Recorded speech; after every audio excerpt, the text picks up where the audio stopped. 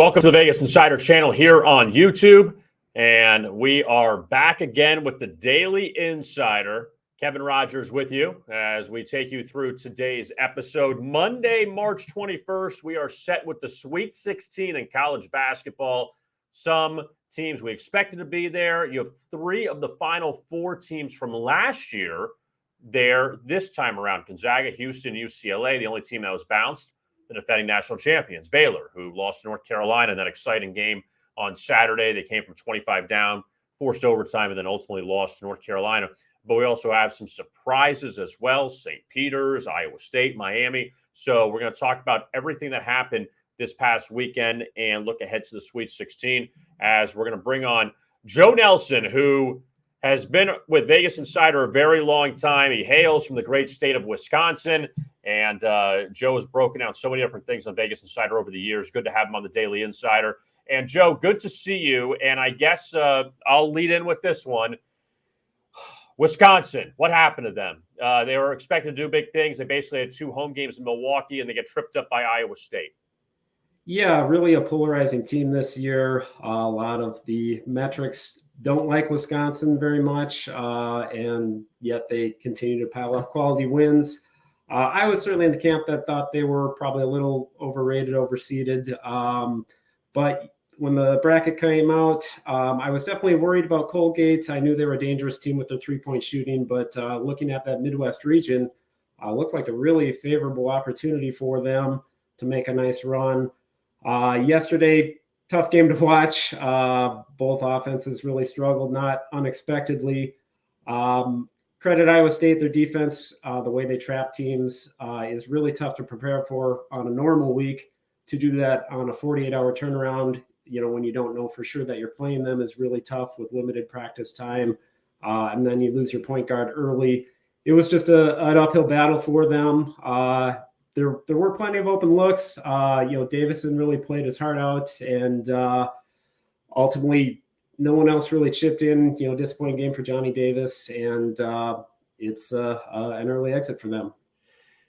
What about Iowa State, Joe? Because they had two wins last year. They had the coaching change, brought the coach from UNLV, and all of a sudden it felt like there was this whole shift with the Cyclones because they start off non-conference playing very well. They beat Memphis. They destroyed Iowa at home during non-conference. And then granted, Big 12, Kansas, Texas Tech, Baylor, teams like that, they're going to struggle against. But what has Iowa State done well here these first two games? I know LSU has been a mess with that coaching change, but also to shut down Wisconsin like they did. What have you seen with Iowa State and the change they made and how they now are an Elite Eight or a Sweet 16 team?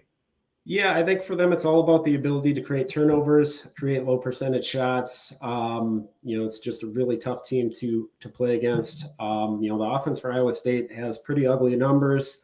And they weren't great yesterday, but they, got to a great start with Otzelberger, brought in some transfers, 12-0 start non-conference play, big win over Iowa that kind of got some attention for them. Yeah, the Big 12 is really tough. So, they, wound up close to the bubble really at the end of the season, but making the most of their chance here. And, it's a 10-11 matchup with Miami, so they've got a shot, potentially a rematch with Kansas. They lost both meetings to Kansas. One of them was particularly close. Kansas was shorthanded in both of those games.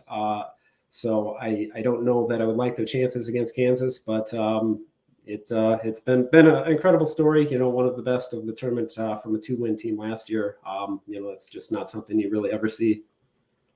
What about Miami? Now they face Iowa State, and Miami, well coached with Jim Larrañaga. They, again, the expectations weren't very high to start the season for them, but they made a lot of great strides during the season. A couple of big wins on the road during conference play. Auburn, did it feel like to you, Joe, that they just ran out of gas, or what was it with Auburn? They were the number one team in the country a month ago, and it's like they kind of stumbled down the stretch. And then Bruce Pearl is saying, well, the SEC beat us up, so this is what it is. But what happened with Auburn? Why did they fall apart like this? They were just a pretty inconsistent team. I think they just didn't have a good game, and it kind of snowballed on them. But yeah, you could see late in the season with some of their narrow wins against not the greatest teams. The ceiling was there for Auburn, but yeah, in the last month, 6 weeks or so, you just saw a lot of inconsistency, and I think that's a big reason they were pegged as sort of a team to fade potentially as one of the top seeds. And Miami does a lot of things well in terms of not turning it over. They've got really good guard play, elusive players, and even though they're not a fantastic shooting team, it is a team that takes care of the ball and gets good situations.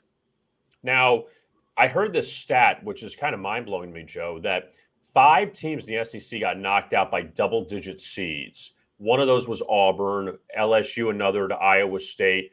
But you're wearing the shirt, St. Peter's, and Kentucky. Kentucky had high expectations too. St. Peter's, I'm not going to say how far do you think they can go, but they got a shot against Purdue, or are they just going to run out of gas here against this Purdue team who is expected to do big things? We know the Big Ten has lost a lot of teams so far in this tournament. Michigan's still around.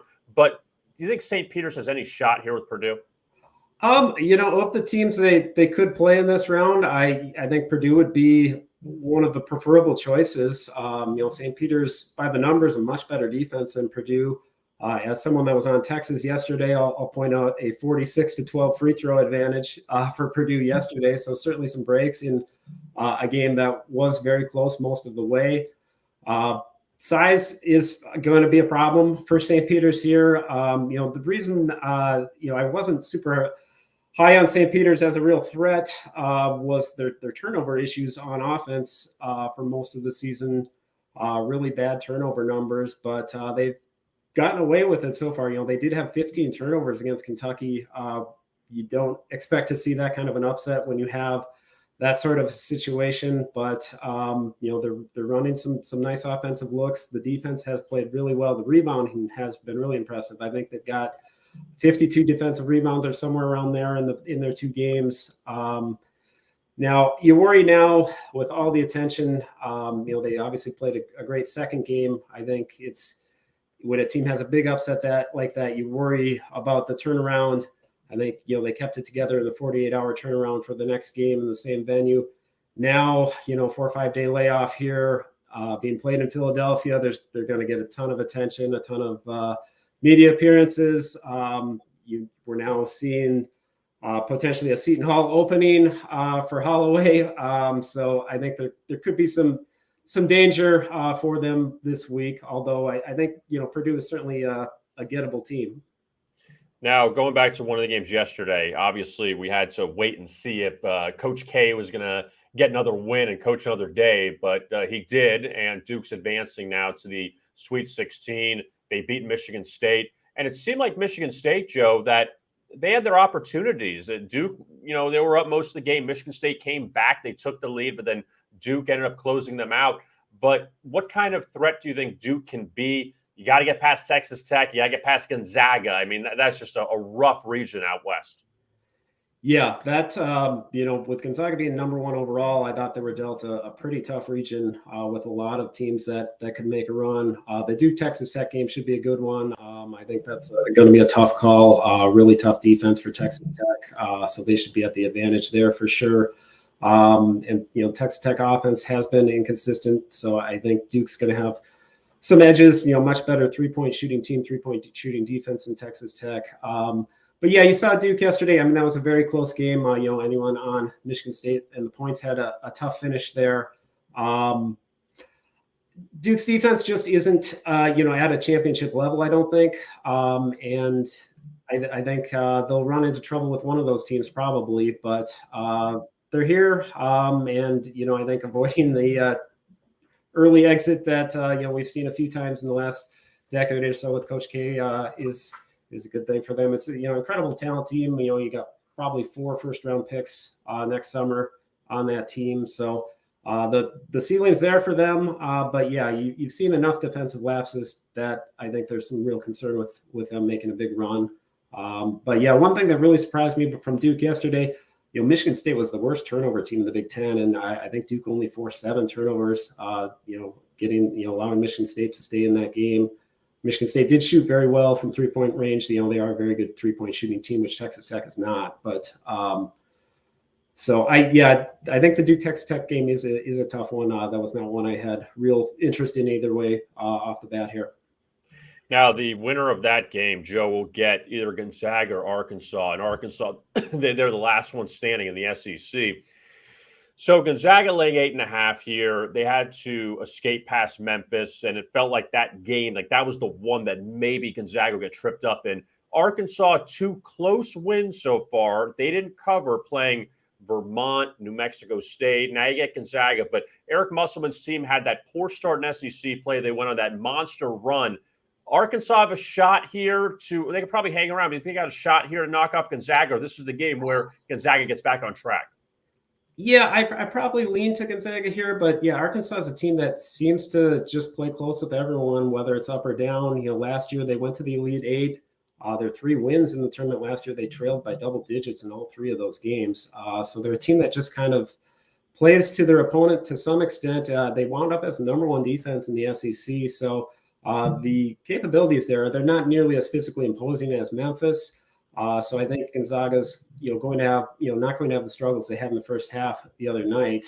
And I know a lot of people probably see some red flags with Gonzaga. I'm probably a little more glass half full after that game. Obviously a terrible first half to be down 10, but really came on, outscored Memphis by 14 points in the second half.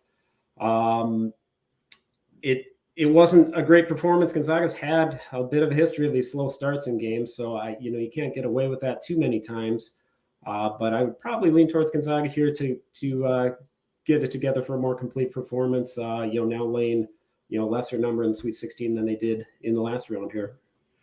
The last game I want to look at with you, Joe, in the South, Arizona and Houston, so appealing because Houston was in the Final Four last year. It feels like they're so disrespected.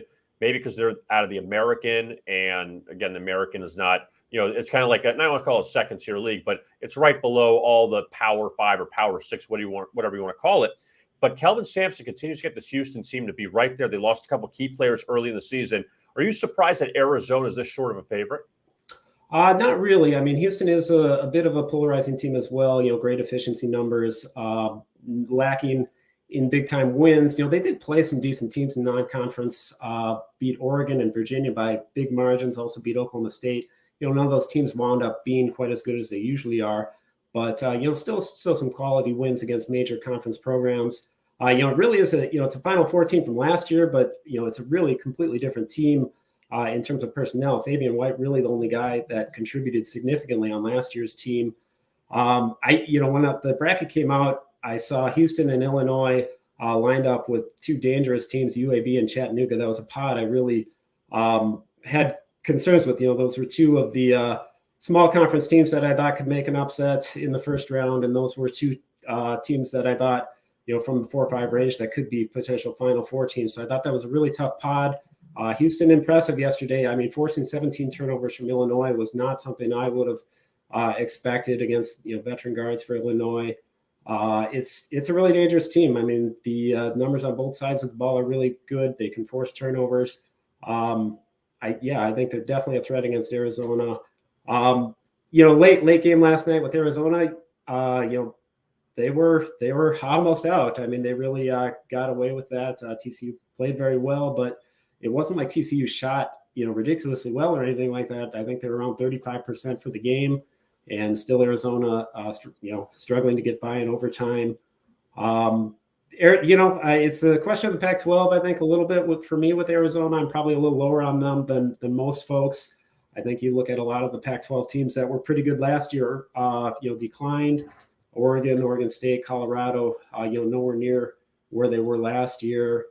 Good numbers for Arizona, maybe not elite shooting numbers anywhere. And it's an inexperienced team. You got a first-year coach. You've got no tournament experience in the starting 5. A couple of the reserves did play in tournament games with other teams, but they're super impressive, though. Very talented. The length and height they have is really unrivaled. So they're definitely a contender, but, I probably will lean to Houston in this game, I would guess. I want to shift, Joe, before I let you go to some NFL. And again, you're based in Wisconsin.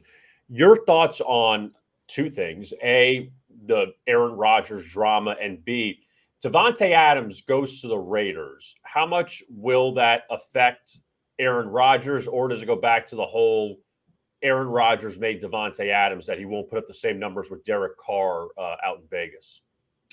Well, yeah, he probably won't. I mean, we've seen a lot of receivers go join the Raiders after great success, and very few have lived up to it. Yeah, it's just it's a soap opera for 2 years straight with Rodgers here.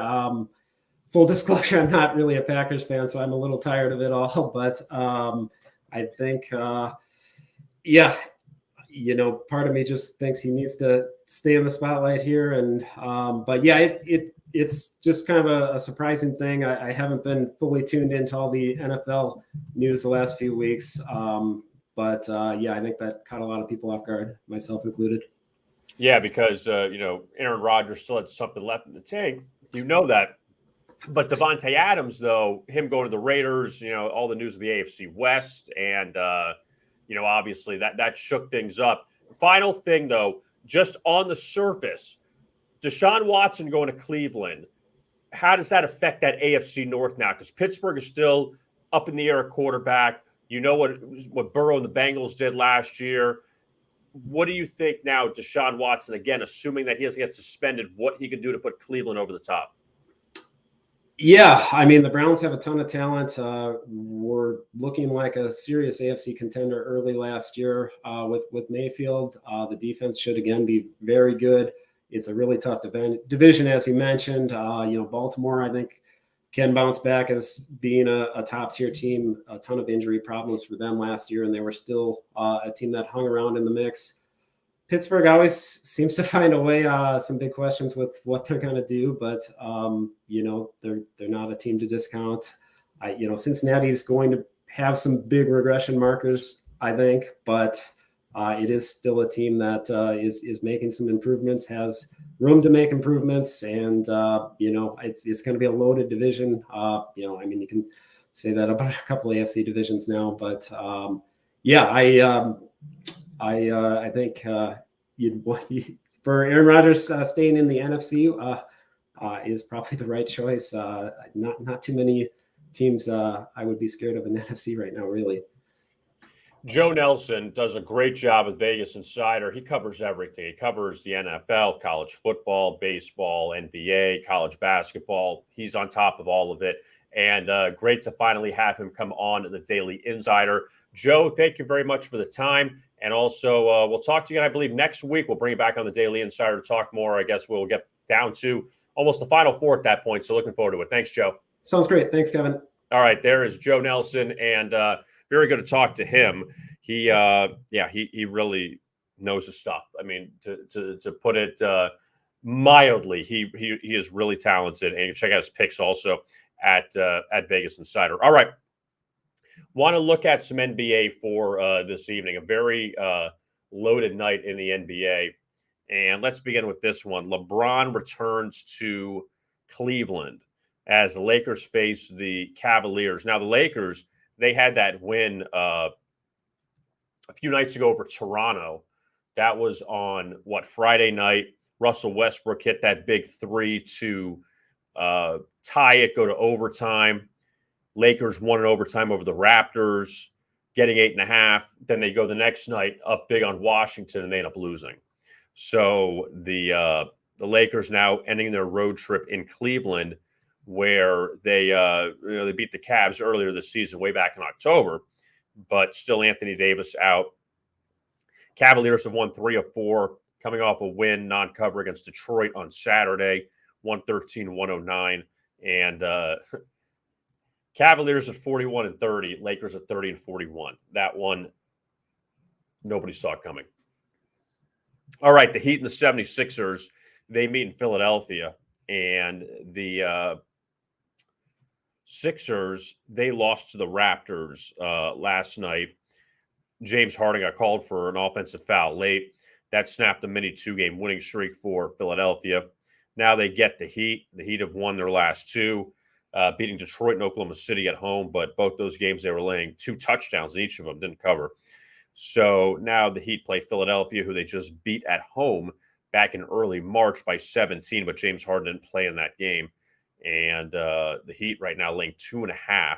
You don't see the Sixers that often as a home underdog, but that's the case here tonight. We'll see if Joel Embiid plays. I feel like he's always questionable every night, but still plays.